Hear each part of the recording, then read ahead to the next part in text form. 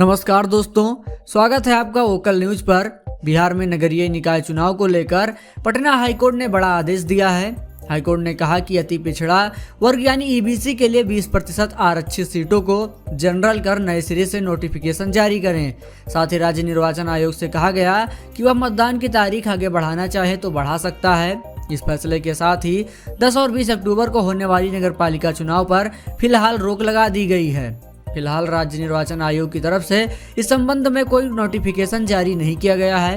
नगरपालिका चुनाव में बगैर ट्रिपल टेस्ट के पिछड़ा वर्ग को आरक्षण दिया गया था। इसे चुनौती देते हुए सुनील कुमार ने सुप्रीम कोर्ट में रिट याचिका दायर की थी। सुप्रीम कोर्ट के आदेश पर हाईकोर्ट में इस मामले की सुनवाई चल रही थी। गुरुवार को इस मामले पर आखिरी सुनवाई हुई थी और मंगलवार को इस पर फैसला सुनाया गया। कोर्ट ने माना कि राज्य सरकार ने सुप्रीम कोर्ट के फैसले के तहत बगैर ट्रिपल टेस्ट के ईबीसी को आरक्षण दे दिया।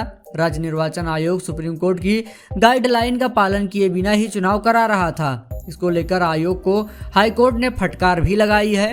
अब आपको बताते हैं कि हाईकोर्ट ने अपने आदेश में क्या कुछ कहा है। कोर्ट ने कहा कि राज्य चुनाव आयोग ओबीसी श्रेणी के लिए आरक्षित सीटों को सामान्य श्रेणी की सीटों के रूप में मानते हुए फिर से चुनाव की अधिसूचना जारी करे। इसके बाद चुनाव कराया जाए। ये निर्देश सुप्रीम कोर्ट के आदेश पर आधारित है। कोर्ट ने आगे कहा कि राज्य निर्वाचन आयोग एक स्वतंत्र निकाय के रूप में अपने कामकाज की समीक्षा करे। वह बिहार सरकार के निर्देशों का पालन करने के लिए बाध्य नहीं है। तो वहीं बिहार राज्य सरकार स्थानीय निकायों, शहरी या ग्रामीण चुनाव में आरक्षण से संबंधित एक व्यापक कानून बनाने पर विचार कर सकती है, ताकि राज्य को सर्वोच्च न्यायालय द्वारा जारी निर्देशों के अनुरूप लाया जा सके।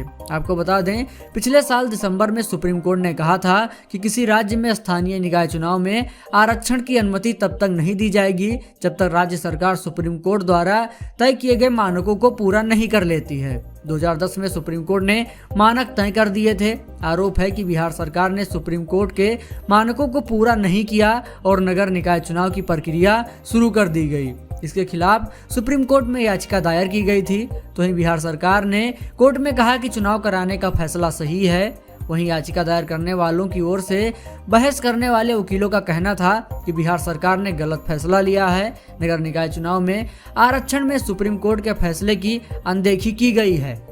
अब चुनाव आयोग और सरकार के पास दो ही विकल्प बचते हैं। जिन सीटों पर पिछड़ा वर्ग को आरक्षण दिया गया है, उन सभी सीटों को सामान्य सीट करते हुए फिर से नोटिफिकेशन जारी कर चुनाव की अगली तिथि को जारी करें, या फिर हाईकोर्ट के फैसले के खिलाफ सरकार सुप्रीम कोर्ट में जाए।